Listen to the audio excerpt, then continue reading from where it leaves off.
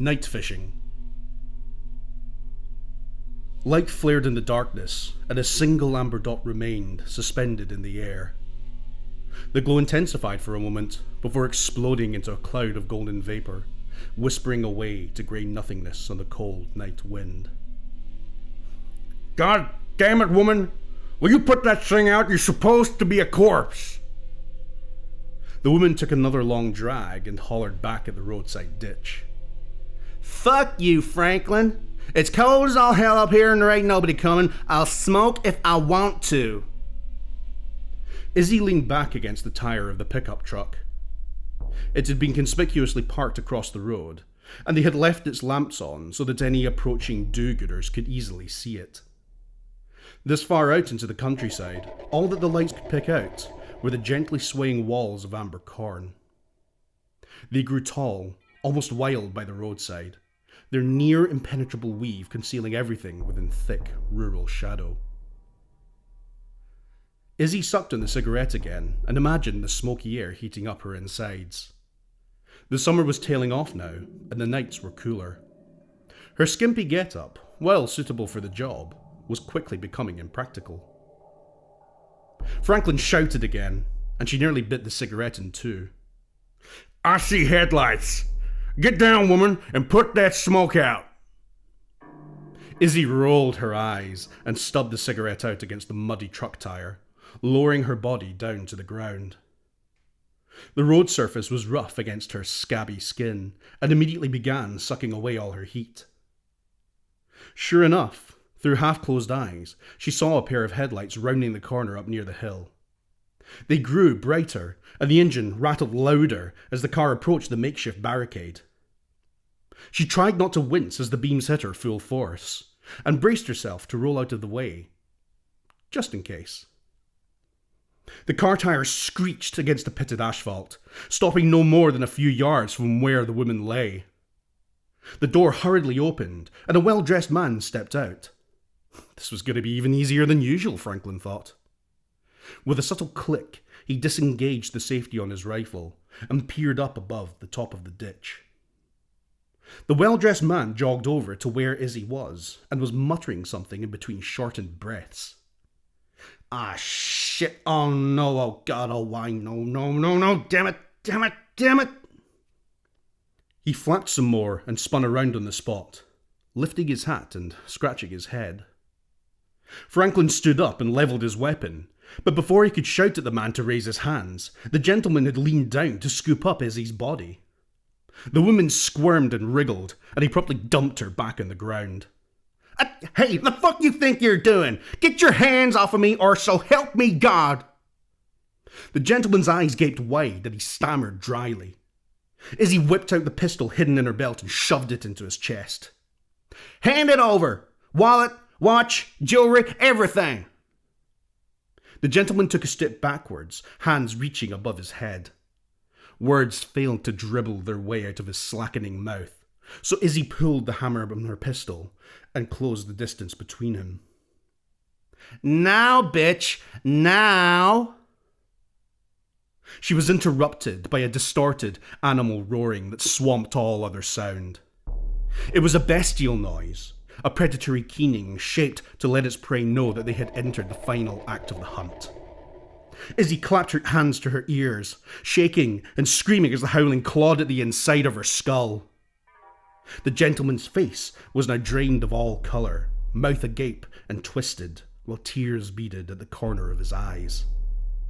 The howling held itself up through the chilly darkness for some time, before curling downwards and fading back into the silence of the night. Izzy stood, frozen in awe, trying to comprehend the alien sound that had just assaulted her. The sudden scuffing of the man's shoes broke the uneven silence. He dashed away into the darkness of the cornfield, whimpering like a dog anticipating a beating. Izzy cursed and squeezed off a few rounds, soon joined by the booming sounds of Franklin's rifle. The gunfire ceased when each had exhausted their magazines. Then there was only silence and the burning scent of cordite. No rustling could be heard from the crops, no shuffling of footsteps, and no whimpers of pain or fear. Franklin lowered his rifle and turned to his partner. Did we get him?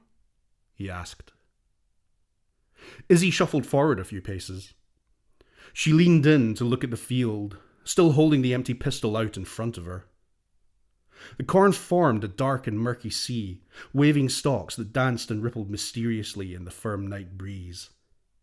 Step by step, she approached the edge of the crop. Her eyes flitted here and there, scanning, searching every shadow for evidence of the escapee. A crash and a squeal of metal on ground interrupted her search. The gentleman's car came careening towards the two, spinning side over side like a flimsy child's toy. Franklin leaped back to his ditch while Izzy stood, petrified, screaming. Her arms flew up over her face, a pathetic shield. The car clanked and creaked as it slowed down, gently rocking itself to rest upon its roof. Izzy hesitantly opened an eye and peered through her crossed arms. She slowly reached out with a hand to touch the wall of metal in front of her, and let out the breath that she had been holding in. She laughed and slapped at the car's scruffy flank. The metal thunk shook the whole thing and echoed around the valley. Franklin watched her stagger out of the gap between the two vehicles through his sights. Every muscle in his body was knotted up, pulled tight like a slingshot, ready to pounce at the slightest thing. He licked his scabby lips and called out to her. Baby? Baby, are you okay? The hell was that? Izzy opened her mouth to reply, but a black shape streaked in from the darkness, and suddenly the woman was gone. All that remained was a single shoe that clattered flatly to the ground. Franklin couldn't even find time to sight up and squeeze the trigger, standing by the side of the road with his jaw hanging down to his chest. The shadow had silently slipped back into the darkness, invisible in the depths of the night. Only when Izzy's screams began did he spring into action. The cornfield was alive now, with rustling, roaring, and ripping. The stalks thrashed around to the terrible noise of her screeching, whipping each other in a bloody moonlit frenzy. Franklin's feet instantly found the tarmac as he fled towards the truck, desperately ignoring Izzy's pleas for help or mercy. He almost flew in through the open window, scrabbling around in the claustrophobic cab for the keys and the pedals and the handbrake and the lights. The engine spluttered into life, and Franklin slammed his foot to the floor, knocking past the upturned car on his way out. An angry bellowing overpowered the mechanical noise, forcing him to look in the mirror. Out of the crop, a tar-black shape leered, undefined, unidentifiable, and growing thankfully smaller as he put yard after yard of cold country road between them. It took mere minutes to round the hillside, where he could no longer see the ambush spot in his mirrors. Franklin never let his foot off the pedal. To stop here meant death. His eyes darted from mirror to road, dreading the moment that he would see the creature catching up to him. He barely caught sight of it, a silhouette in ink against the moon as it dived down towards him. The thing slammed into the engine block, sending the vehicle spinning around. Franklin braced himself against the walls of the cab, screaming as the vehicle hurled itself off the road like a mad discus. The truck collided with the cornfield below, a shattering crush that showered Franklin with 1,000 razor-like crystals. The world was woozy for a moment. Alarms blared like a wounded animal. Hazard lights blinked and bled a ruddy glow all over the crop, pulsing just out of sync with the pounding inside his head.